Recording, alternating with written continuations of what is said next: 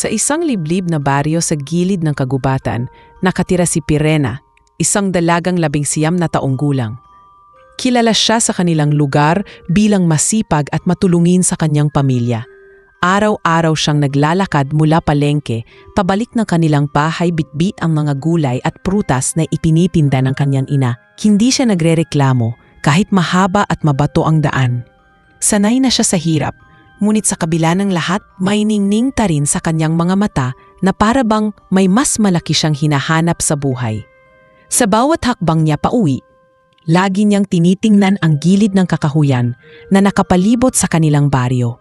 Sabi ng matatanda, may mga nilalang na nakatira roon na hindi dapat gambalain. Ngunit bata pa lamang siya ay may kakaibang hatak na ang kagubatan sa kanya. May halong kaba at pang-akit na mahirap ipaliwanag.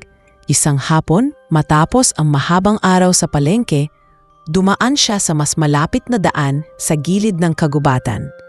Ang araw ay unti-unting lumulubog at ang langit ay may kulay kahel at pula. Habang naglalakad, nakarinig siya ng mahihinang awit na tila nagmumula sa ilalim ng lupa. Napatigil siya. Hindi ito ordinaryong himig. Kakaiba ang himig, mahaba at tila nag-uutos. Sinundan niya ito at hindi nagtagal ay napansin niyang nagbabago ang ihip ng hangin. Lumamig bigla kahit hindi pa gabi at ang paligid ay tila baga nagdilim ng hindi normal. Sa gitna ng kagubatan ay nakita niya ang isang sinag ng liwanag na nagmumula sa lupa. Mula sa liwanag ay may usok na pumapaitaas, kulay bughaw na parang apoy, ngunit hindi nasusunog ang paligid. Sa kuryosidad at tila hatak na misang hindi maipaliwanag na lakas, dahan-dahan siyang lumapit. Habang palapit siya, mas lumalakas ang awit hanggang sa hindi na niya kayang igalaw ang kanyang mga paa. Parang may humihila sa kanya, papasok mismo sa sinag. Ilang sandali lang ay bigla siyang nakaramdam ng matinding bigat sa kanyang katawan. Naging malabo ang kanyang paningin at unti-unting nagdilim ang lahat. Nang magmulat siya ng mata, hindi na siya nasa kagubatan. Ang malamig na simoy ng hangin ay napalitan ng amoy ng lupa at kalawang. Napansin niya agad na nakahiga siya sa malamig na sahig na gawa sa bato at may mga tanikalang nakapulupot sa kanyang mga kamay. Napabalikwas siya ngunit hindi niya magalaw ang mga braso at paa. Napatitig siya sa paligid at sa kanya nakita ang mga babaeng naroon din. May ilan na nakadapa, umiiyak, may iba naman ay tila wala ng lakas at nakasandal lang sa pader. Ang kanilang mga damit ay punit-punit at ang mga mata nila ay puno ng lungkot na parang matagal ng bihag. Napakagatlabi si Pirena at hindi makapaniwala sa kanyang nakikita. Gusto niyang magsalita, ngunit matigilan siya sa takot. Isa sa mga babae ang lumapit, payat at halatang gutom. Marahan itong bumulong, huwag kang maingay bago ka pa nila mapansin. Bago pa siya makapagtanong, narinig nila ang malalakas na yabag. May mga aninong papalapit. Ilang saglit pa ay lumitaw ang 3 nilalang. Sa unang tingin ay para silang mga tao. Matataas at natitipuno ang katawan, ngunit kakaiba ang kanilang anyo. Ang kanilang mga mata ay kumikislap sa dilim at ang balat nila ay tila may bakas ng itim na usok na gumagapang. Habang naglalakad, nakaramdam si Pirena ng matinding bigat sa dibdib, parang may dumadagundong na puwersa sa hangin. Tumigil ang isa sa mga engkanto sa harapan niya at tinitigan siya mula ulo hanggang paa. Ramdam niyang sinusuri siya nito, parang alam ang lahat ng iniisip niya. Ang malamig na titig nito ay nagdulot ng kilabot sa kanyang buong katawan. Ang isa pang engkanto ay nagsalita, mababa at garalgal ang boses. Isa na naman, maganda at sariwa. Saka sila nagtawanan, isang halakhak na nagbigay ng pangingilabot sa lahat ng naroon. Napayuko ang ibang babae at nanginginig. Para bang sanay na sila sa ganitong eksena. Si Pirena lamang ang nakatitig pa rin, bagamat nangingilid ang luha sa kanyang mga mata. Gusto niyang sumigaw, gusto niyang humingi ng tulong, ngunit alam niyang walang makakarinig sa kanya. Ang piitan na iyon ay tila malalim na nakabaon sa ilalim ng lupa, Walang koneksyon sa mundong nakasanayan niya. Doon niya naramdaman ang bigat ng kanyang sinapit, na baka hindi na siya makabalik pa sa kanilang baryo. Sa kabila ng takot, pinilit niyang huminga ng malalim. Hindi niya alam kung hanggang kailan siya mabubuhay sa lugar na iyon. Ngunit ramdam niyang hindi siya dapat sumuko. Sa gitna ng kadiliman ng piitan, nagdasal siya ng tahimik, umaasang may makakapansin at tutulong sa kanila. At sa sandaling iyon, habang ang mga engkanto'y patuloy na nakatingin sa kanya, hindi niya alam na may isang pares ng mata mula sa kanila ang nakatingin hindi sa kanyang katawan kundi sa kanyang tapang. At iyon ang magiging susi ng pagbabagong magaganap sa mga susunod na araw. Pagmulat muli ng mga mata ni Pirena kinabukasan, ramdam pa rin niya ang bigat ng tanikala sa kanyang mga kamay at paa. Ang malamig na sahig na bato ay nagsilbing higaan niya at ang katawan niya'y nananakit sa sobrang tigas nito. Nilingon niya ang paligid at nasilayan ang iba pang mga babae. Ang ilan ay mahimbing na natutulog marahil dala ng sobrang pagod habang ang iba namay nakatulala lamang parang wala ng pag-asang makalabas pa roon. May amoy ng kahalumigmigan at kalawang ang hangin. Halatang matagal nang nakabaon sa ilalim ng lupa ang lugar na iyon. Sa bawat kanto ng piitan ay may mga turotot ng apoy na nagbibigay liwanag, ngunit imbes na magbigay ginhawa, lalo lamang itong nagpalutang ng nakakatakot na mga anino sa paligid. Habang nakatanikala, may lumapit na isang babae, tila mas matanda sa kanya ng ilang taon. Marahan itong nagsalita, tila baga ayaw marinig ng mga bantay. "Huwag kang masyadong gagalaw. Baka mapansin kanila. Matagal na kaming narito at lahat ng pumalag ay mas lalong pinahirapan." Napalunok si Pirena at napatingin sa babaeng nagsasalita.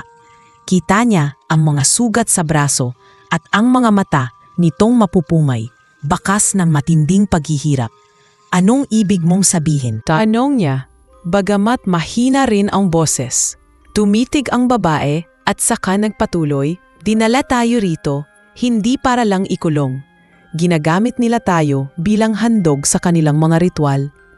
Lahat ng babaeng narito ay pinili dahil naniniwala silang taglay natin ang lakas at ganda na makakapagpalakas sa kanilang lahi. Nanginginig ang labi ni Pirena habang pinoproseso ang narinig. Hindi lang sila basta bihag, may mas masahol pang kapalaran na nakalaan. Dumapo ang matinding kaba sa kanyang dibdib, lalo na't nakikita niya ang iba pang babae na tila wala ng pag-asang makalaya. Ngunit bago pa siya muling makapagsalita, narinig nila ang malalakas na yabag. Nag-unahan ang mga babae sa pagyuko at ganon din ang ginawa ni Pirena. Pumasok muli ang mga engkanto. Sa pagkakataong ito ay 5 silang lahat, mas marami kaysa kahapon. Ang kanilang mga mata ay kumikislap na parang naglalagablab at ang kanilang presensya ay nakakapanghina. Isang iglap lamang at may ilang babaeng hinila palabas ng piitan. Pilit na nagwawala ngunit wala ring nagawa. Ang mga iyak ng mga ito ay kumawala sa mga dingding, sumisingaw na parang mga kaluluwang nawawala sa dilim. Napapikit si Pirena. Ayaw niyang makita ang kinahihinatnan ng mga iyon. Nang matapos ang kaguluhan, natira ang ilang babae kasama siya. Lumapit ang isa sa mga engkanto at tumitig ng diretso sa kanya. Napansin niya na ang engkantong ito ay siya ring tumitig sa kanya kagabi. Hindi niya alam kung bakit ngunit may kakaibang pakiramdam na bumalot sa kanya. Hindi ito kasing lamig ng iba, may halong pagsusuri at tila kuryosidad sa mga mata nito. Sandaling nagtagpo ang kanilang paningin bago ito tumalikod at muling lumabas kasama ng iba pang nilalang. Naiwan silang muli sa piitan, nakatanikala habang ang paligid ay binalot ng katahimikan. Doon nagsimulang magtanong si Pirena sa sarili. Bakit iba ang titig ng engkantong iyon sa kanya? Bakit parang may lihim na hindi niya maipaliwanag? Kinagabihan, habang tahimik ang lahat, muling nilapitan ni Pirena ang babaeng nakausap niya kanina. Bakit may kakaiba sa isa sa kanila? Parang hindi siya katulad ng iba.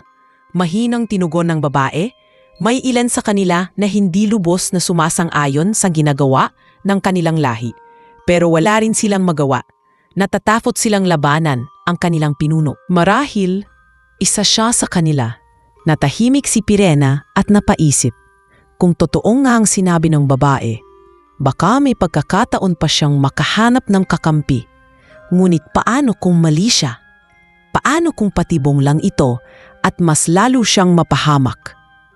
Habang nagbabantay ang mga engkanto sa di kalayuan, ramdam ni Pirena ang bigat ng sitwasyon. Ang mga babae sa paligid ay pawang nawalan na ng sigla. Ang ilan ay ayaw nang magsalita. Ngunit sa kanyang puso, may apoy na nagsisimulang umalab. Hindi siya pwedeng manatiling bihag habang buhay. Kailangan niyang humanap ng paraan, hindi lang para sa sarili, kundi para sa lahat ng babaeng kasama niya. Sa kanyang katahimikan, nagdasal siyang muli na sana'y bigyan siya ng lakas ng loob at gabay upang makahanap ng pag-asa. Hindi niya alam, ngunit sa dilim ng piitan ay may pares ng matang patuloy na nakatingin sa kanya. Tahimik na nagmamasid at nagbabantay. At iyon ang engkantong kanina pa niya napapansin, ang nilalang na maaaring maging susi sa kanyang paglaya. Makalipas ang ilang gabi, nagsimula nang mapansin ni Pirena na iba ang kilos ng isang engkanto sa tuwing bumababa ito sa piitan. Habang ang iba ay magaspang, malupit at walang pakialam sa pagdurusa ng mga babae, siya na may tila laging nakatingin kay Pirena nang may halong pag-aalala. Hindi niya alam kung bakit, ngunit sa bawat pagtatagpo ng kanilang mga mata ay nakadarama siya ng kakaibang sigla kahit pabalot ng takot ang kanyang dibdib. Isang gabi habang natutulog ang karamihan, nagising siya sa tunog ng banayad na yapak. Dahan-dahan niyang iminulat ang kanyang mga mata at nakita niya ang engkanto na nakatayo sa harapan niya. Ang liwanag mula sa nag-aalab na sulo sa dingding ay sumasalamin sa mga mata nito na sa pagkakataong iyon ay hindi kasing lamig ng dati. Bumulong ito halos hindi marinig. Pirena? Napapitlag siya. Paano niya nalaman ang pangalan ko? Mahina niyang tugon. Nagpatuloy ang engkanto. Ako si Darian. Hindi ka dapat narito. Hindi ka katulad ng iba. Nabigla si Pirena at hindi alam kung dapat bang maniwala. Hindi siya kumibo at pinilit na basahin ang anyo ni Darian. Ang kanyang mukha ay halos perpekto maliban sa mapupulang guhit sa gilid ng kanyang mga mata na kumikislap kapag dumidilim. Kahit nakakatakot ang kanyang itsura, may kung anong kabaitan na sumisilip sa kanyang tinig. Napakagatlabi si Pirena at nagtanong, kung ganon, bakit ako narito? Bakit hindi mo ako tinulungan mula pa noong una? Napayuko si Darian at mariing pumikit. Hindi madali ang lahat. Ang pinuno namin ang nag-utos na dalhin ka rito. Hindi ako pwedeng sumuway, pero may bahagi sa akin na hindi matanggap ang ginagawa nila. Marami na akong nakitang babae na pinahihirapan at ayokong ikaw ay maging tulad nila. Doon unti-unting gumaan ang loob ni Pirena. Ngunit nanatili pa rin ang kanyang pagdududa. Paano niya mapagkakatiwalaan ang isang engkanto, lalo na kung isa ito sa dahilan kung bakit siya narito? Ngunit bago pa siya makasagot, inilapit ni Darian ang kanyang kamay at hinawakan ang tanikala. Mula sa kanyang palad ay lumabas ang kakaibang sinag na nagpatunaw sa bakal. Nabigla si Pirena at mabilis na umatras, ngunit pinigilan siya ng marahang tinig ni Darian. Huwag kang matakot. Hindi ako narito para saktan ka. Gusto kong ipakita sa iyo na totoo ako. Kung maniniwala ka, tutulungan kitang makalabas. Ngunit kailangan mong maging matapang dahil hindi ito magiging madali. Nag-umapaw ang kaba sa dibdib ni Pirena. Kung totoo ang sinasabi ni Darian, baka may pag-asa pa silang matalaya. Ngunit kung pasinungalingan ito, baka lalo lamang siyang mapahamak. Pinili niyang manahimik muna at magmasid. Pagkatapos ng ilang sandali, umalis si Darian, ngunit bago ito lumisan, ay nagsabi pa ito ng huling salita. Maghintay ka ng tamang oras. Huwag kang mawalan ng pag-asa. Pagkatapos ay naglaho siya na parang usok sa dilim. Naiwan si Pirena na naguguluhan, ngunit may munting pag-asa na nagsisindi sa kanyang puso. Kinabukasan, muling pumasok ang mga engkanto at kinuha ang 3 babae mula sa piitan. Ang mga iyak at pagsusumamo ng mga ito ay muling nagpasakit sa puso ni Pirena. Nakita niya kung paano tiningnan ni Darian ang eksenang iyon. Hindi katulad ng ibang engkanto na tuwang-tuwa. Sa halip ay may lungkot sa kanyang mga mata. At doon niya lalong napatunayang iba ito. Nang gabing iyon, kinausap siyang muli ng babaeng nakilala niya noong unang araw. Pirena, may napansin ako. Isa sa kanila, ang laging nakatingin sa iyo, tila may kakaibang galaw. Hindi ba't kakaiba ang kanyang tingin? May pagkakataon tayong tumakas kung tama ang hinala ko. Huminga ng malalim si Pirena at tumugon. Marahil iyon ang pag-asa na hinihintay natin. Habang lumilipas ang mga araw, naging mas malinaw kay Pirena ang mga palihim na kilos ni Darian. Tuwing may pagkakataon ay pinaparamdam nito na handa siyang tumulong. Isang gabi, nang wala masyadong bantay, lumapit ito kay Pirena at ibinulong ang isang lihim.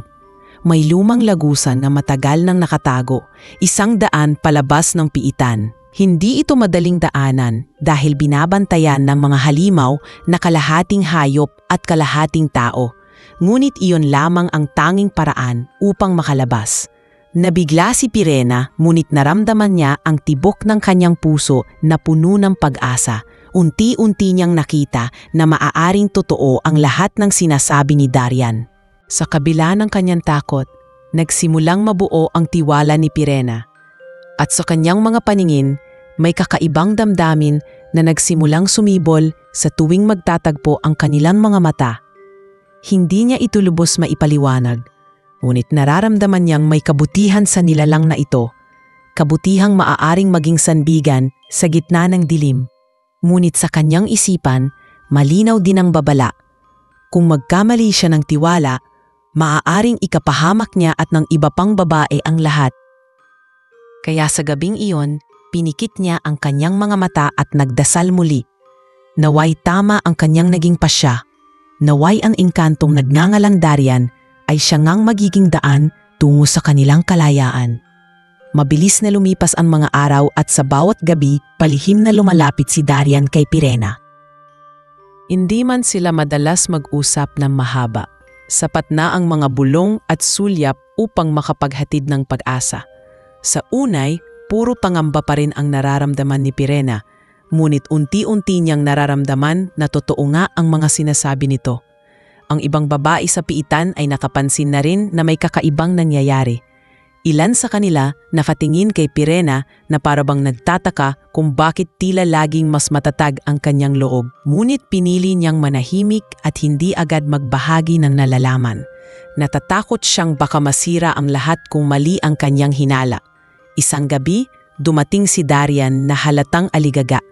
Pirena, may malaking ritual na gaganapin bukas. Kukunin nila ang ilan sa inyo para ialay.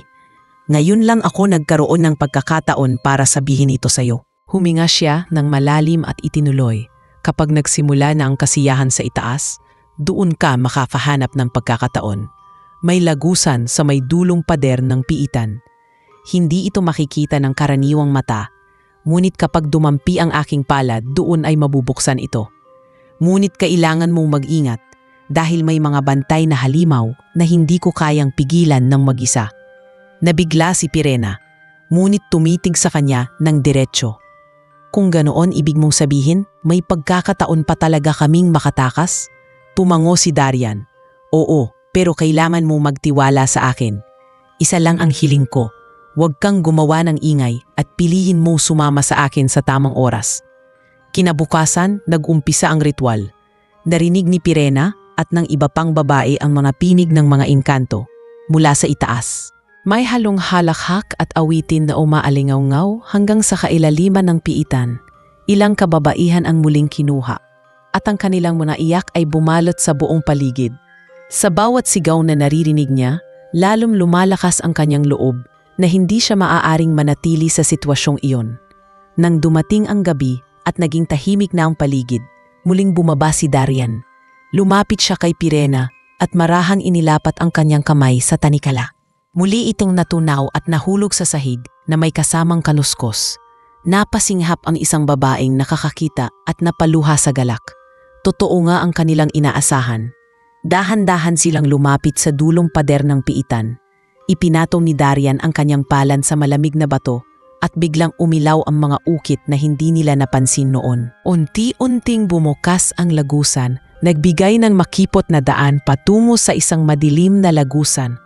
Nanginginig ang mga babae sa takot at pag-asa. Ngunit bago sila tuluyang makalabas, biglang narinig nila ang malakas na dagundong. Isang halimaw na may katawan ng tao, ngunit ulo ng mabangis na hayop ang lumabas mula sa kadiliman.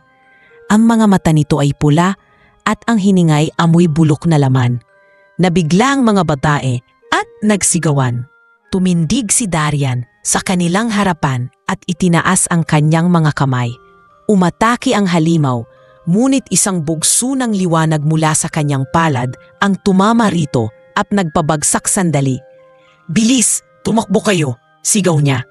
Nanuunahan ang mga babae sa makipot na lagusan habang hawak ni Pirena ang isa sa mga pinakamahina upang hindi ito maiwan.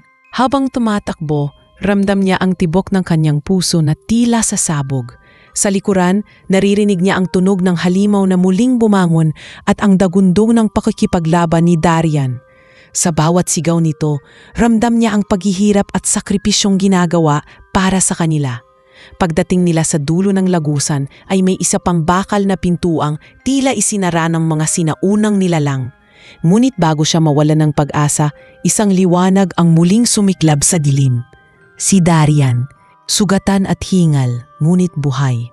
Inilapat niya muli ang kanyang palad sa pinto at unti-unti itong bumukas, nagbigay daan sa malamig na simoy ng hangin sa labas. Lumabas sila sa isang bahagi ng kagubatan na tila malayo na mula sa kanilang baryo. Ang buwan ay maliwanag at ang hangin ay sariwa. Ang mga babae ay napaiyak, niyakap ang isa't isa at hindi makapaniwalang nakalabas sila sa impyerno ng piitan. Lumapit si Pirena kay Darian at nakita ang dugo sa kanyang braso at dibdib. Hindi siya nag-atubiling hawakan ito. "Bakit mo ginawa ang lahat ng ito para sa amin?" tanong niya. Nanginginig ang boses. Tinitigan siya ni Darian, pagod ngunit matatag. "Dahil naniniwala ako na may kabitihan pa rin sa ating lahi. At nang makita kita, doon ko napagtanto na may bagay akong dapat ipaglaban kahit ikapahamak ko pa." Napaluha si Pirena. Hindi niya inasahang may nilalang na kagaya ni Darian sa kabila ng lahat ng kanyang nakita. Sa sandaling iyon, hindi lamang kalayaan ang nakamtan nila, kundi ang pag-usbong ng tiwala at isang damdaming hindi niya aakalaing madarama para sa isang engkanto. Ngunit sa likod ng lahat ng ito, alam niyang hindi pa tapos ang laban. Ang kanilang pagtakas ay simula pa lamang ng mas matinding hamon na darating. Pagkalabas nila sa kagubatan ay halos hindi makapaniwala ang mga babae na tunay silang naaligtas. Ang bawat hakbang nila ay tila bangungot na unti-unting nagiging liwanag. Ngunit hindi maitatanggi ni Pirena ang kaba sa kanyang dibdib. Alam niyang hindi basta-basta matatanggap ng mga engkanto ang kanilang pagtakas. Ang mga mata niya ay palaging nagmamasid sa paligid. Inaasahan na anumang oras ay maaari silang habulin. Si Darian, bagaman sugatan, ay patuloy na naglalakad sa unahan. Gabay ang kakaibang sinag sa kanyang palad na tila nagsisilbing ilaw sa dilim. Ang mga babae sunod-sunod na naglalakad, ang iba'y lumuluha pa rin, habang ang ilan ay pilit na binubuo ang kanilang loob. Habang naglalakbay, napansin ni Pirena ang panghihina ni Darian. Kahit pilit nitong itinatago, halata sa bawat paghinga at sa bawat pagdampi ng kamay sa sugatang braso na malalim ang tama ng halimaw kanina. Nilapitan niya ito at mahinang nagsalita, "Kailangan mong magpahinga, Darian. Hindi ka magtatagal kung ipipilit mo pa." Ngunit umiling ito, pinipilit maging matatag. "Hindi ko kayo pwedeng itigil dito. Kung mahuli tayo ng aking lahi, wala nang makakaligtas sa inyo. Kailangan nating lumayo." Naramdaman ni Pirena ang bigat ng tinig nito, ngunit hindi rin niya matiis ang nakikitang paghihirap. Inawakan niya ang kamay ni Darian at sa unang pagkakataon, nakaramdam siya ng kakaibang init na tila nagbibigay sa kanya ng lakas ng loob. Makalipas ang ilang oras ng paglalakad, nakarating sila sa isang maliit na kuweba. Doon pinili nilang magpahinga kahit saglit. Ang mga babae ay agad na nagsiksikan, nagsusumamo ng katahimikan matapos ang napakahabang pagdurusa. Si Pirena ay umupo sa tabi ni Darian na nakahilig sa bato. Nakatingin siya rito at hindi niya maiwasang mapansin kung gaano kaiba si Darian kumpara sa iba. Ang anyo nito malaengkanto ay nakakatakot sa umpisa, ngunit sa kanyang paningin ngayon, mas nangingibabaw ang kabutihan sa mga mata nito. Dumampot siya ng ilang dahon at pilit na pinisil ang sugat upang maampat ang pagdurugo. Napasinghap si Darian, ngunit hindi siya tumutol. "Salamat," mahina nitong sabi. "Hindi ko akalaing may mag-aalaga sa isang tulad ko." Tumugon si Pirena nang walang alinlangan. "Hindi ka masama, Darian. Oo, isa kang engkanto at isa ako sa mga biktima ng iyong lahi. Pero sa ginawa mong pagtulong, pinatunayan mong iba ka." Tinitigan si ni Darian at sa loob ng ilang segundo, tila naglaho ang takot at ang pangamba. Sa halip, may umusbong nakakaibang damdamin na hindi niya maipaliwanag. Hindi niya namalayang napalapit ang kanilang mga mukha at sa katahimikan ng gabi, naramdaman ni Pirena ang tibok ng kanyang puso na bumibilis. Ngunit bago pa man may mangyari, biglang umalingaw-ngaw ang malakas na dagundong mula sa labas ng kuweba. Napalingon silang lahat at ang mga babae ay muling nangimig sa takot. Lumabas si Darian. Pinilit na itayo ang sarili kahit sugatan. Nakita nila ang mga aninong dumarami sa labas ng kagubatan. Mga engkantong naghahanap sa kanila. Dala ang galit at apoy ng kanilang pinuno. Naramdaman ni Pirena ang malamig na hangin ng pangamba, ngunit hindi siya nagpadaig. Lumapit siya sa mga babae at mahigpit na nagsalita. "Kailangan nating lumaban. Hindi na tayo pwedeng bumalik sa piitan." Narinig nila ang pananalig at katapangan sa kanyang tinig at kahit natatakot, nagsimula silang tumayo ng may determinasyon. Nasa bumad ng kuweba si Darian, nakataas ang kamay, handang protektahan ang lahat ng kanyang makakaya. Ngunit alam niyang hindi niya magagawa iyon ng mag-isa. Naramdaman niya ang kamay ni Pirena sa kanyang balikat. "Hindi ka nag-iisa," bulong nito, at sa sandaling iyon, tila nakadama si Darian ng lakas na higit pa sa kanyang lahi. Ang kanyang sinag ay mas lalong nagningning at ang mga engkanto sa labas ay sandaling umatras sa matinding liwanag na lumabas mula sa kanyang katawan. Nagkaroon ng sagupaan. Ang ilang babae, bagaman mahina, ay ginamit ang mga bato at sanga para ipagtanggol ang kanilang sarili. Si Pirena, na noon ay tahimik lamang, ay nagkaroon ng lakas ng loob na tumayo sa tabi ni Darian at magtapon ng anumang bagay na kanyang mahawakan. Ang kanyang tapang ay nagbigay inspirasyon sa iba at ang kagubatan ay napuno ng sigaw ng mga taong matagal ng bihag ngunit ngayoy natutong lumaban. Sa huli, nagawa nilang itaboy ang mga engkanto, ngunit hindi iyon nangangahulugang tapos na ang lahat. Nakaalis sila, ngunit alam nilang magbabalik ang mga ito, mas marami at mas malakas. Pagod na pagod, muli silang nagsiksikan sa kuweba. Doon sa gitna ng kanilang paghinga ng malalim, muling nagtagpo ang mga mata ni Pirena at Darian. Parehong sugatan, parehong pagod, ngunit parehong buo ang loob. Sa kabila ng lahat ng panganib, unti-unti nilang naramdaman na may bagay na mas malakas kaysa takot. Ang tiwala at ang damdaming unti-unti nang tumutubo sa kanilang mga puso. Habang ang mga babae ay nagsisimulang makapulog sa kaligtasan ng sandaling iyon, nanatiling gising si Pirena. Tinitigan niya ang madilim na kisame ng kuweba at tahimik na nagdasal. Hindi niya alam kung ano pa ang darating, ngunit ngayon, sigurado siya sa isang bagay. Hindi na siya ang dating mahina at walang magawa, at hindi na rin siya nag-iisa. May Darian na sa kanyang tabi at may mga babaeng umaasa sa kanyang lakas. At sa kabila ng lahat, nagsimulang sumibol ang pag-ibig na hindi niya aakalain sa gitna ng dilim ng piitan at kagubatan. Kinabukasan, Gumising si Pirena sa banayad na ihip ng hangin na tumapasok sa loob ng kuweba. Ang mga babae ay mahimbing pa ring natutulog. Ang ilan ay magkakayakap sa lamig. Habang si Darian ay nakaupo sa may bungad, wari nagbabantay sa paligid.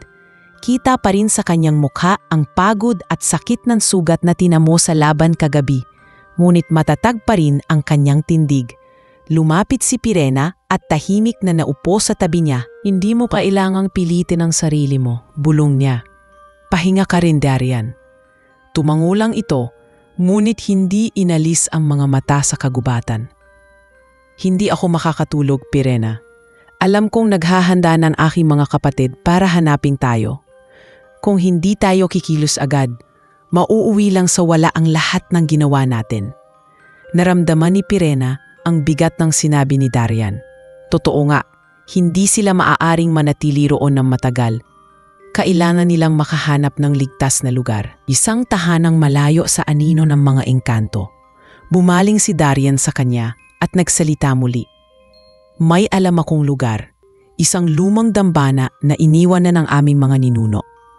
Hindi na ito pinapansin ng aking lahi dahil sagrado at bawal lapitan. Ngunit kung makakarating tayo roon, magiging ligtas kayo. Magtataka ang iba't ibang engkanto kung bakit ka pumapabor sa amin. Hindi ba? Tanong ni Pirena, puno ng pag-aalinlangan. Bahagyang mumiti si Darian, isang ngiting puno ng pait. Matagal na akong naiba, Pirena. Hindi nila alam, ngunit matagal ko nang tinatanong ang mga gawain ng aking lahi. Sa sandaling ito, hindi na ako alagad ng kanilang mga kasalanan. Mas pipiliin kong ipaglaban ang kabutihan kahit ako'y maging taksil sa kanilang paningin. Nagtagpo ang kanilang mga mata at doon muling sumibol ang damdaming unti-unti nang nagiging malinaw kay Pirena. Hindi lamang siya iniligtas ni Darian, kundi binago rin nito ang kanyang pananaw sa mga engkanto. Hindi lahat ay masama at marahil sa puso nito'y mayroong pagnanais na maging higit pa sa nilalang na kinatatakutan ng lahat. Mula sa likuran, nabising na ang ilan sa mga babae. Gutom at pagod ang kanilang mga mukha, ngunit may liwanag na rin sa kanilang mga mata, liwanag ng pag-asa. Lumapit si Pirena sa kanila at nagsabi, kailangan nating magpatuloy. May lugar na ligtas na maaari nating puntahan, ngunit kailangan nating maging handa. Hindi na tayo babalik sa piitan. Hindi na tayo magiging alipin. Naglakad sila ng maghapong iyon, binabagtas ang makakapal na damo at naglalakihang puno ng kagubatan. Ang bawat yabag ay may kasamang kaba dahil alam nilang anumang oras ay maaaring lumitaw ang mga kalaban. Ngunit sa bawat sandaliring iyon, lalo nilang nakikilala si Darian, isang nilalang na handang ipagsakripisyo ang sarili para sa kanila. Sa kalagitnaan ng paglalakbay, nakarinig sila ng malakas na kaluskos. Biglang lumabas mula sa gilid ng kagubatan ang dalawang engkanto na halatang mga bantay na ipinadala upang hanapin sila. Malalaki ang katawan ng mga ito at may mga matang nagliliyab sa galit. Ang mga babae ay napasigaw at agad na tumayo si Darian sa harapan nila. Pirena, ilayo mo sila, sigaw nito. Ngunit sa halip na tumakbo, nanatili si Pirena sa tabi niya. Hindi na siya ang mahina at natatakot na babae. Kinuha niya ang isang matulis na sanga mula sa lupa at humarap sa panganib. Hindi kita iiwan, Darian. Ang tapang sa kanyang tinig ay nagbigay lakas din sa ibang babae. Kahit nanginginig, pinulot nila ang mga bato at sanga sa paligid, handang ipagtanggol ang sarili. Nagsimula ang labanan. Kumamit ng liwanag si Darian upang harangin ang mga pag-atake ng engkanto, habang si Pirena at ang iba pa ay ginamit ang kanilang tapang upang suportahan siya. Hindi naging madali, ngunit sa wakas na itaboy nila ang mga kalaban. Sugatan man at hingal, nakatayuta rin sila. Ang tagumpay na iyon ay hindi lamang laban para sa kaligtasan, kundi isang patunay na kaya nilang lumaban. Pagkatapos ng laban, naupo silang lahat sa ilalim ng isang malaking puno. Ang mga babae ay nagpahinga habang si Darian ay muling pinagtulungan ni Pirena na gamutin ang sugat. Napansin niya na kahit mahina, hindi ito sumusuko. "Bakit ka patuloy na lumalaban para sa amin, Darian?" tanong niya. Tinitigan siya ng engkanto at sumagot ng may buong katapatan. "Dahil ikaw ang nagpapaalala sa akin kung ano ang tama." Sa sandaling nakita kita, naintindihan ko na may higit pa sa buhay kaysa sa mga utos ng aking pinuno. Ang iyong tapang, ang iyong puso, iyan ang dahilan kung bakit ko piniling tumalikod sa kanila. Sa mga salitang iyon, hindi na iwasan ni Pirena ang mapaluha. Sa loob ng kanyang puso, unti-unti naglumalalim ang damdamin para kay Darian. Hindi na lamang ito simpleng tiwala, kundi isang emosyon na mas mahirap itanggi. Nang marating nila ang isang mataas na bahagi ng kagubatan, tanaw nila mula sa malayo ang isang sinaunang istrukturang gawa sa bato. Ang dambanang tinutukoy ni Darian. Ang liwanag ng araw ay tumatama rito at tila may kakaibang enerhiya na bumabalot sa lugar. Doon nagsimulang tumibok na mas mabilis ang puso ni Pirena. Ito ang kanilang bagong pag-asa, ngunit alam niyang hindi dito matatapos ang lahat. Habang nakatanaw siya sa dambana at hawak pa rin ang sukatang kamay ni Darian, alam niyang may mas matinding laban pang darating. Ngunit sa oras na iyon, buo ang kanyang paninindigan. Hindi na siya ang dating bilanggo ng piitan. Siya na ngayon ang babaeng natutong lumaban, natutong magmahal, at natutong maniwala na kahit sa gitna ng dilim, may liwanag pa ring naghihintay. Nang tuluyan silang makarating sa dambana, agad nilang naramdaman ang kakaibang katahimikan ng lugar. Ang paligid ay napapalibutan ng malalaking punong may lumot ang katawan. At sa gitna ay nakatayo ang isang mataas na altar na yari sa lumang bato. Ang mga ukit na nakapalibot dito ay kumikislap ng banayad na para bang may sariling buhay. Ang mga babae ay nagtaka at ang ilan ay natakot, ngunit ipinaliwanag ni Darian na ang lugar na ito ay sagrado at matagal nang hindi tinutuntungan ng kanyang lahi. Dito, ligtas muna sila. Naluha ang ilan sa mga babae dahil sa wakas ay nakarating sila sa isang lugar na hindi naabot ng kamay ng mga engkanto. Kumanbusay sila sa damuhan at tuluyang ibinuhos ang bigat ng lahat ng kanilang pinagdaanan. Si Pirena, bagaman pagod din, ay nanatiling nakatayo at pinagmamasdan ng paligid. Sa kanyang mga mata, hindi na siya ang parehong batang babae na nadagit at ikinulong sa piitan. May tapang na siyang hindi niya alam na taglay niya. Lumapit siya kay Darian na nooy nakaupo sa gilid ng altar. Pinagmamasdan ang mga sugat na hindi pa rin lubusang naghihilom. Inilapit niya ang ilang dahon at halamang nakuha niya sa kagubatan at sinimulang ipahid sa sugat nito. "Hindi ka dapat palaging inuuna ang iba, Darian. Paano kami magiging ligtas kung ikaw mismo ay hindi na makatayo?" Mahinang natawa si Darian kahit halapang pagod. "Hindi ko alam kung bakit, pero kapag nakikita kita, nawawala ang takot ko. Kahit sugatan ako basta't kasama kita, palaging may dahilan para lumaban." Napatingin si Pirena sa kanya at sa unang pagkakataon ay hindi niya ikinubli ang damdaming unti-unti nang lumalalim. Hindi niya kailangan ng salita para iparamdam na mahalaga na sa kanya ang engkantong ito. Sa pagitan ng kanilang katahimikan ay may namuong ugnayan na higit pa sa pagkakaibigan. Isang damdaming pilit man nilang pigilan ay patuloy na tumitibay. Sa sumunod na mga araw, nagsimula silang magsama-sama upang muling buuin ang kanilang lakas. Ang mga babae ay nagtulong-tulong sa paghanap ng pagkain at pag-aalaga sa isa't isa. May ilan na natutong mansinti ng apoy gamit ang mga bato at tuyong dahon. Sa gitna ng lahat ng ito, si Pirena ay naging haligi ng pag-asa. Lahat ng babae tumitingin sa kanya bilang pinuno. Ang mga payo niya, ang kanyang katapangan at ang kanyang determinasyon ay nagsilbing gabay para sa lahat. Hindi niya ito inasahan, ngunit naramdaman niyang tungkulin niya na ring ipagpatuloy ang laban hindi lamang para sa sarili, kundi para sa lahat ng dumaranas ng parehong kapalaran. Isang gabi, habang ang lahat ay natutulog, lumapit si Darian kay Pirena. Tahimik silang umupo sa ilalim ng malamlam na liwanag ng buwan. Sa wakas, nagsalita si Darian.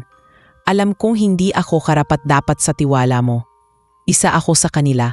Isa sa mga nilalang na nagdala ng sakit at hirap sa iyo at sa mga kasama mo. ngunit pinili mo pa ring maniwala. Bakit? Tumingin si Pirena sa kanya at mariing sumagot. Dahil nakita ko ang puso mo. Hindi lahat ng engkanto ay kagaya ng mga nakulong sa dilim ng kanilang kapangyarihan. Ikaw ang patunay na may kabutihan sa gitna ng kasamaan. At yon ang dahilan kung bakit hindi ko kayang iwan ka.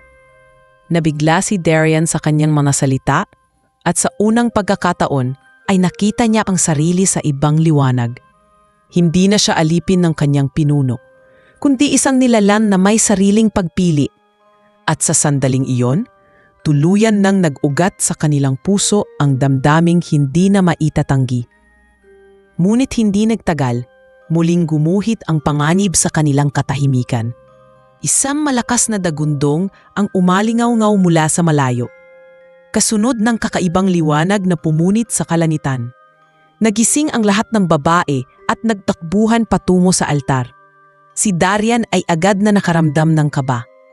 Nahanap na nila tayo, mahina niyang bulong. Ang mga mata ni Pirena ay lumaki sa takot, ngunit agad niyang pinigilan ang sarili. Hindi siya pwedeng panghinaan ng loob sa harap ng lahat. Humawak siya sa kamay ni Darian at mariing nagsalita. Hindi tayo susuko. Nandito na tayo sa dambana at kung ito'y sagrado, tiyak na may kapangyarihan itong makakatulong sa atin. Hinawakan ni Darian ang ibabaw ng altar at biglang kumislap ang mga ukit na bato. Mula roon ay lumabas ang bugso ng liwanag na bumalot sa buong lugar. Ang mga babae ay napasigaw sa gulat. Ngunit unti-unting naramdaman ang init na tila nagpapalakas sa kanilang loob. Paliwanag ni Darian, ang dambanang ito ay iniwan ng kanilang mga ninuno upang magsilbing kanlungan ng mga nilalang na naghahanap ng kaligtasan. Ngayon lamang muling ginisin ang kapangyarihan nito at sila ang unang nakinabang. Ang mga babae ay nakaramdam ng panibagong lakas at ang kanilang mga sugat at panghihina ay tila naglaho. Si Pirena mismo ay nakaramdam ng kakaibang enerhiya na dumadaloy sa kanyang mga ugat. Ang dating takot ay napalitan ng matinding paniniwala na hindi sila pababayaan ng dambana. Ngunit kasabay ng pagbibigay lakas ng dambana ay ang mas malinaw na panawagan ng panganib. Ang liwanag na iyon ay tiyak na nakita ng mga engkanto at hindi magtatagal ay muli silang aabutin ng kanilang mga kaaway. Tumayo si Pirena sa harap ng lahat, hawak ang kanyang tapang at pananalig. Alam kong pagod na tayong lahat pero hindi pa ritong nagtatapos ang ating laban. Kung kaya nating lumaban kanina, kaya nating ipaglaban ang ating kalayaan hanggang sa huli. At kung may magtatangkang bawiin ito, sabay-sabay nating ipapakita na hindi na tayo alipin ng dilim. Naramdaman ng lahat ang bigat ng kanyang pananalita at ang mga babae tumayo ng may panibagong sigla. Si Darian na noon ay nakatingin lamang ay hindi napigilang yumiti. Sa harap niya ay hindi na ang takot na babae na minsang kanyang iniligtas, kundi isang pinunong may pusong handang isakripisyo ang lahat para sa iba. Sa loob ng kanyang puso, lalo pang lumalim ang pag-ibig niya kay Pirena. Ngunit kasabay nito, alam niyang mas matindi pa ang darating na laban. Ang liwanag ng dambana ay maaaring nagbibigay ng lakas, ngunit ipurin ang nagbigay babala sa kanyang mga kapatid. At sa oras na dumating sila, hindi lamang tapang ang kakailanganin, kundi sakripisyo. Sa sumunod na gabi, hindi na mapakali si Pirena. Kahit nakahanap na sila ng pansamantalang kanluan sa dambana, malinaw na hindi magtatagal ang katahimikan. Mula sa malayo, naririnig niya ang mga kakaibang alingawmaw, mga tunog ng tambol at sigaw na tila nagmumula sa mga nilalang na unti-unti nang sumusubot. Nakaupo siya sa tabi ng altar, pinagmamasdan ang mga babae na ngayoy natutulog na may mas maayos na anyo. Malayo sa pagod at sakit na dinanas nila sa piitan. Sa kabila nito, dama pa rin niya ang bigat ng kanilang kinabukasan. Lumapit si Darian at sa paglapit pa lang nito, ramdam na niya ang bigat ng iniisip nito. Hindi na natin matatagalan pa, Pirena. Bulong niya. Nakita na nila ang liwanag ng dambana. Sigurado akong paparating na ang aking mga kapatid. Alam ko, sagot ni Pirena. Ngunit kim sakaling totoo ang sinabi mo na sagrado ang lugar na ito, hindi ba't may kapangyarihan din itong kaya tayong ipagtanggol? Tumango si Darian ngunit mariing ipinaliwanag. Ang dambana ay nagbibigay lakas at pananalig, ngunit hindi ito sapat upang pigilan ang buong hukbo. Kailangan pa rin nating lumaban. Sa gitna ng kanilang pag-uusap ay may kakaibang init na unti-unting nabubuo sa kanilang pagitan. Napansin ni Pirena na kahit sugatan pa rin si Darian, hindi ito umaatras sa pananagutan sa kanila. Pinagmamasdan niya ang mga mata nito na sa kabila ng pagiging nilalang ng dilim ay puno ng tapan at katapatan. Napayuko siya sandali at marahang nagsalita. Darian, kung hindi mo ako ibiligtas, marahil isa na rin akong biktima kagaya ng iba. Hindi ko alam kung bakit mo ginawa iyon, pero nagpapasalamat ako. Lumingon si Darian sa kanya at mahinang ngumiti. Ginawa ko iyon dahil sa iyo, Pirena. Sa sandaling nakita kita, alam kong hindi na ako maaaring manatili sa maling landas ng aking lahi. Ikaw ang dahilan kung bakit ako nagpasya. Napatigil si Pirena at hindi na nakasagot agad. Ramdam niya ang bigat ng kanyang dibdib at ang kakaibang tibok ng kanyang puso. Hindi niya aakalain na sa gitna ng lahat ng takot at kadiliman ay may damdaming mabubuo para sa isang tulad ni Darian. Ngunit bago pa siya makapagsalita, biglang nagising ang ilang babae nang makarinig sila ng malakas na kalabog mula sa kagubatan. Ang lupa ay tila yumanig at ang mga ibon ay sabay-sabay na lumipad palayo. Halatang paparating na ang hukbo ng mga engkanto. Tumayo si Pirena at nilapitan ang mga babae. Kailangan nating maging handa. Hindi na tayo pwedeng umatras. Kung dumating sila, ipapakita natin na kaya nating ipaglaban ang ating kalayaan. Ang kanyang tinig ay puno ng tapang at nagbigay ng lakas ng loob sa mga babae. Muli niyang tinapik ang balikat ni Darian at nagtagpo ang kanilang mga mata. Wala na silang oras upang magtalo o magduda. Ang tanging natitira ay ang tapang at pananalig na kaya nilang harapin ang anumang darating. Habang ang dambana ay patuloy na kumikislap ng liwanag, nakahanda na silang sumalubong sa panganib. Sa kabila ng lahat, dama ni Pirena na hindi na siya nag-iisa. Nariyan si Darian at nariyan ang mga babae na ngayon ay tumayo na bilang kanyang mga kapatid sa laban. Ang gabi ay tila nagbabadya ng dugo at apoy, ngunit sa kanilang mga puso naglalagablab ang pag-asa na hindi sila kailanman muling magiging alipin ng dilim. Mabilis na lumipas ang mga oras at dumating ang sandaling kinatatakutan ng lahat.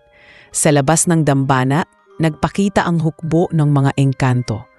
Ang kanilang mga katawan ay kumikislap sa ilalim ng buwan at ang kanilang mga mata ay naglalagablab na parang apoy. Ang ilan ay may hawak na sandata, habang ang iba naman ay umaawit ng mga sinaunang orasyon na nagpapaigting sa takot ng sinumang makaririnig. Ang mga babae ay nagsiksikan sa paligid ng altar. Naninginig ang ilan, ngunit pilit pinatitibay ang kanilang loob. Sa gitna nila, matatag na nakatayo si Pirena. Hawak ang matulis na kahoy na tila espada para sa kanya. Hindi siya pinanganak para lumaban. Ngunit na yung gabi, wala siyang ibang pagpipilian kundi ipaglaban ang kalayaan ng bawat isa. Lumapit si Darian sa altar at ipinatong ang kanyang kamay. Muli itong nagliwanag at ang lakas mula sa dambana ay dumaloy sa kanya. Ngunit alam niyang hindi iyon sapat. Tumingin siya kay Pirena at marahang nagsalita. Kung sakaling hindi ako makaligtas, tandaan mong hindi ka nag-iisa. Ang tapang na ipinakita mo ay higit pa sa lahat ng mahika na mayroon ako. Huwag kang susuko kahit anong mangyari.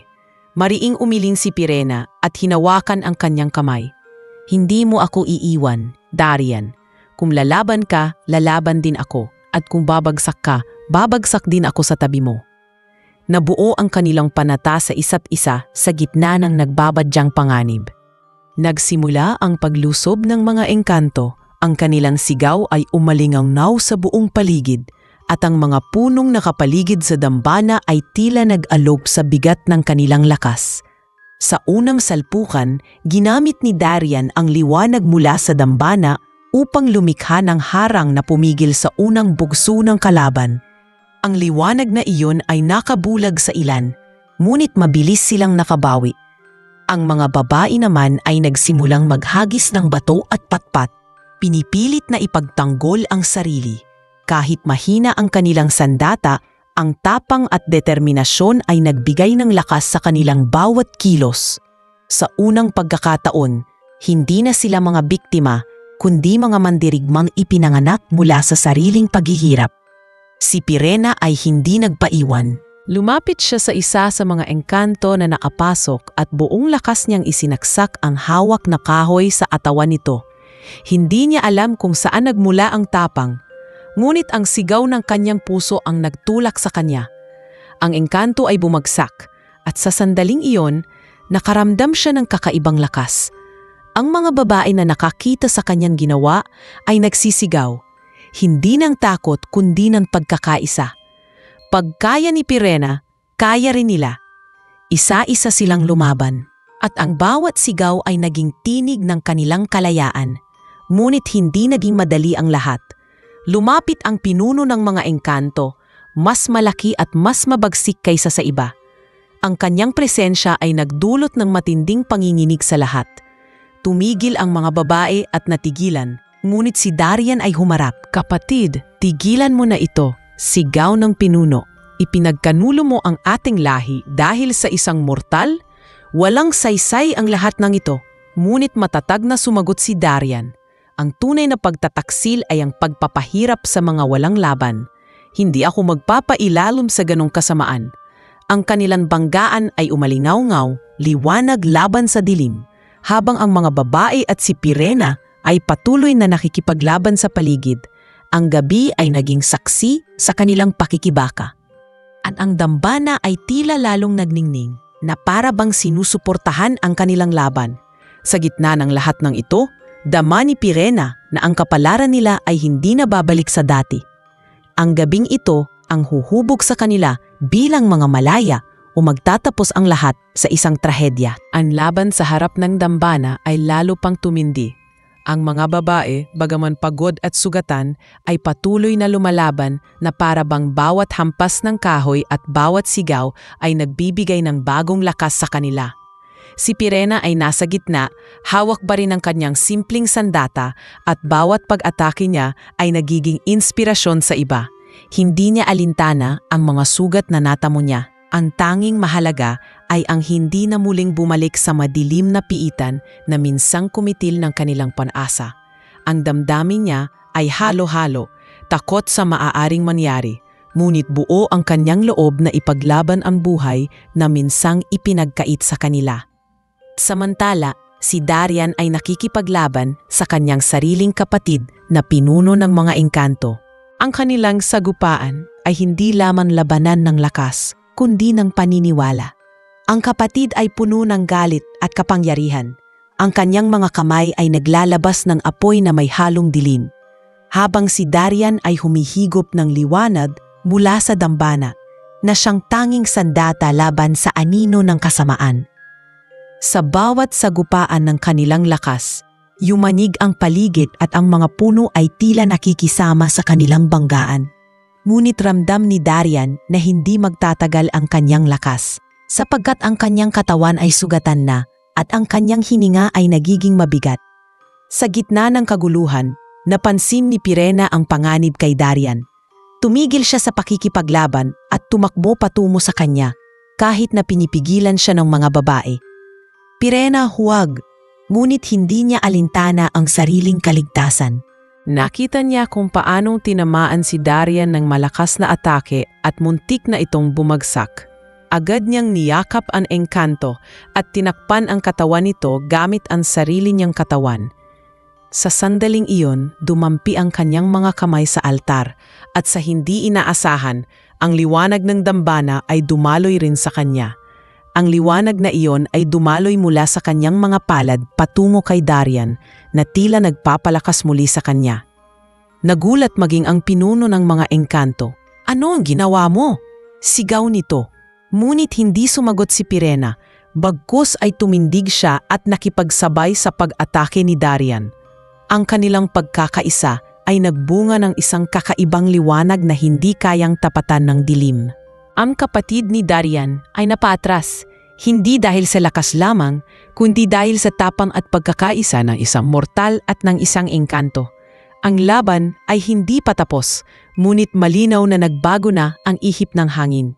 Sa unang pagkakataon, dama ng lahat na maaaring manalo sila.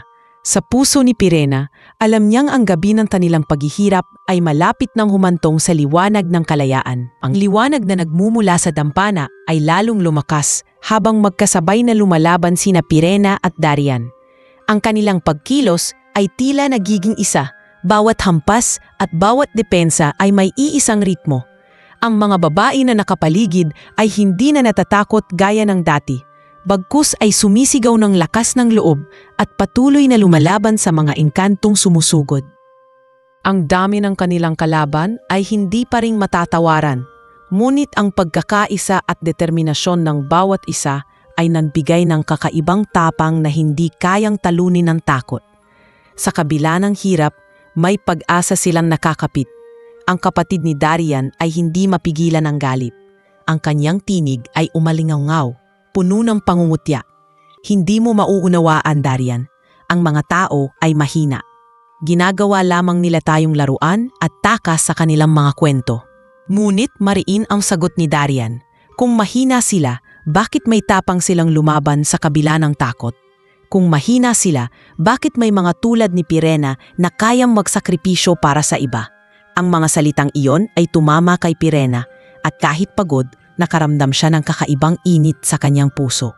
Hindi lamang siya nakikipaglaban para sa sarili, kundi para sa lahat ng babaeng nagnanais ng kalayaan, sa muling banggaan ng kapatid ni Darian at ng kanilang pinagsamang lakas, kumalap ang isang matinding liwanag na nakabulag sa lahat ng naroroon.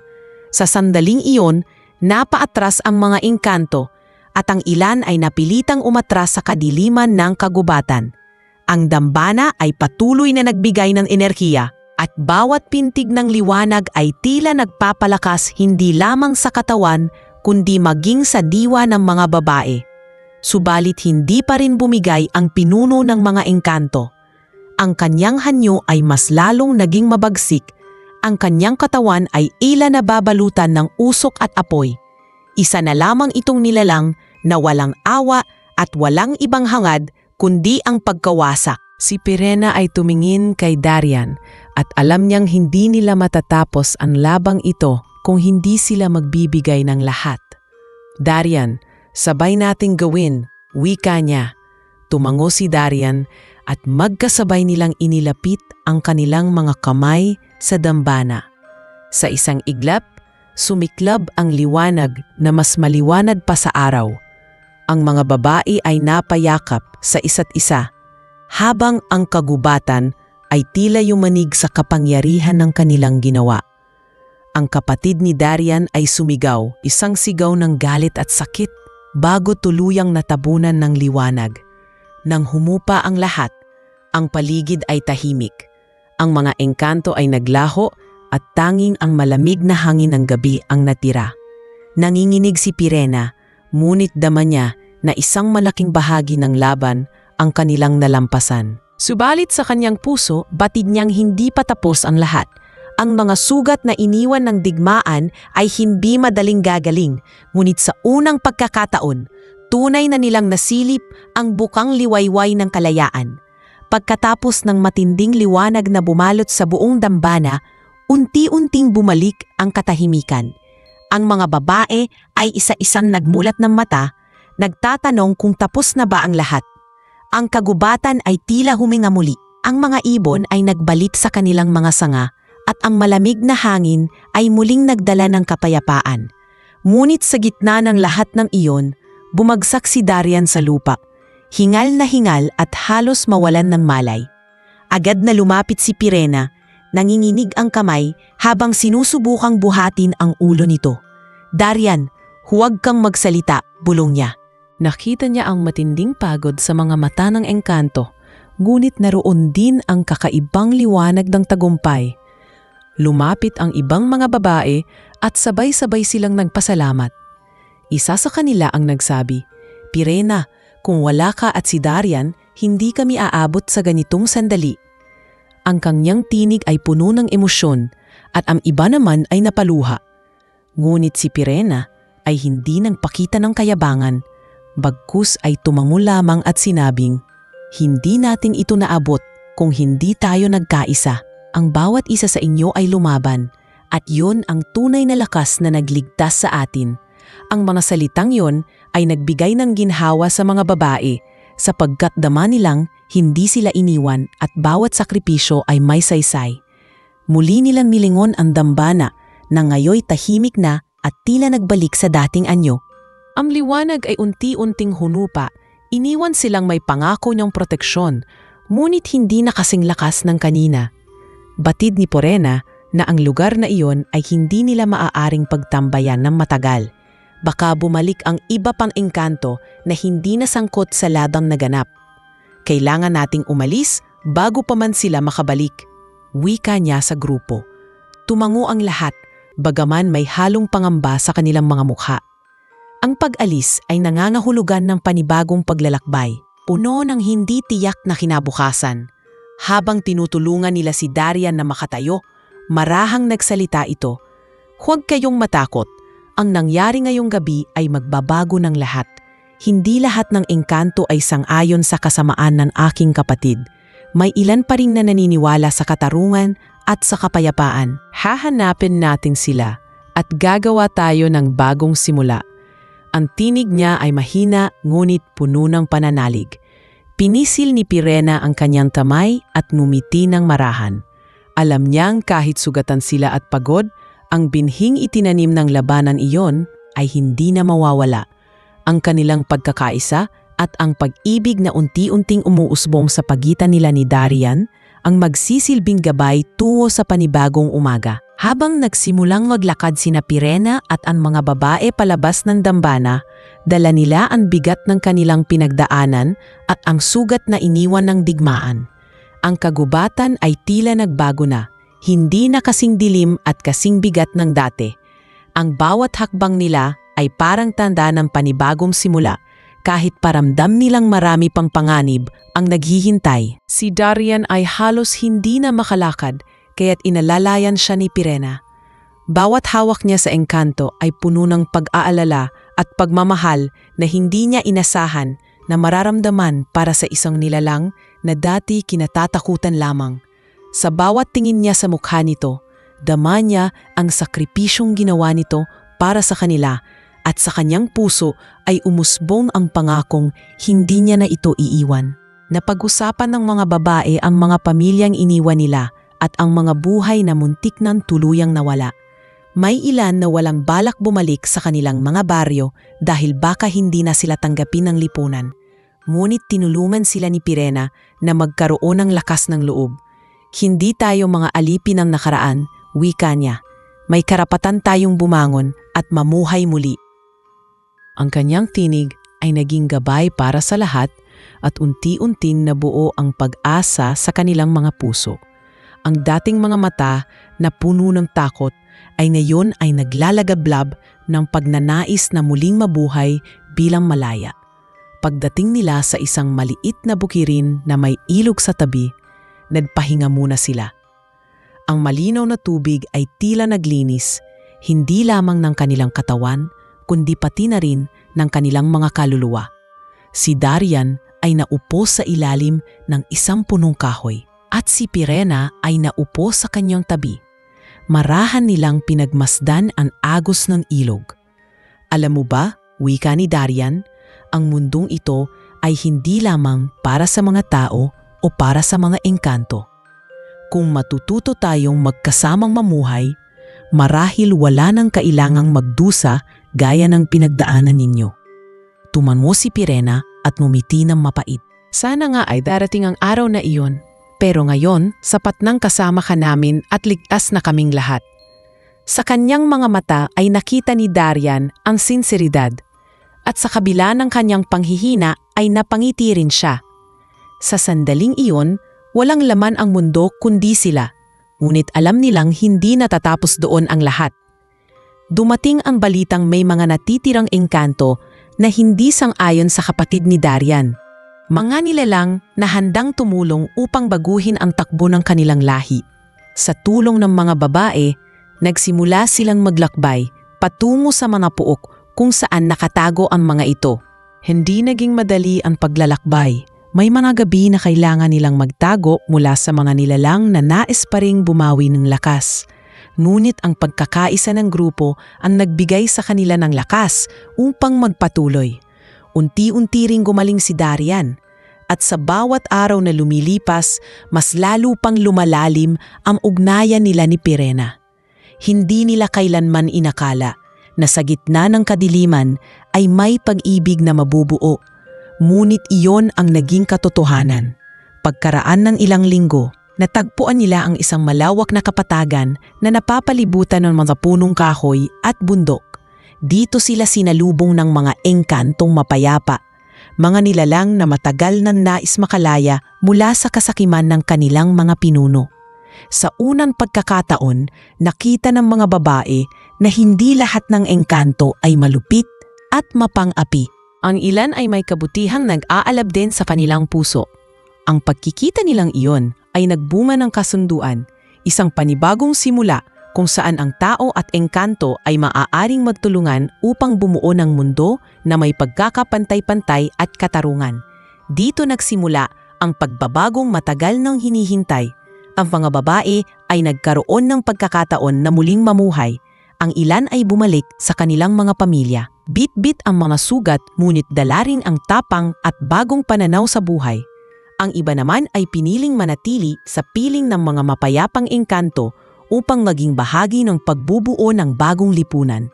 Si Pirena ay nanatili sa tabi ni Darian sapagkat ang kanilang paglalakbay ay hindi natapos sa paglaya, kundi nagsimula pa lamang sa pagtupad ng mas malaking pangarap. Ang kanilang pagmamahalan ay hindi na lamang simpleng damdamin, kundi isang pangako na sa bawat laban ay magkasama silang haharapin ang bukas. Sa wakas, matapos ang mahabang panahon ng takot at pangaalipin, dumating ang araw na tunay nilang naramdaman ang kalayaan. Ang kanilang mga puso ay puno ng pasasalamat, hindi lamang sa isa't isa, kundi sa lahat ng sakripisyong naging bahagi ng kanilang pagbangon. Si Pirena ay tumayo sa gitna ng kapatagan, kasama si Darian at ang mga babae, at sabay-sabay silang tumingala sa kalangitan. Ang araw ay sumisikat, at ang liwanag nito ay tila nagpapaalala na kahit gaano kadilim ang nakaraan, laging may pag-asa para sa panibagong umaga. Sa huling sandaling iyon, dama ni Pirena na ang kanilang kwento ay hindi nagtatapos sa piitan ng mga engkanto, kundi nagsisimula pa lamang sa paglalakbay patungo sa isang mas maliwanag na bukas.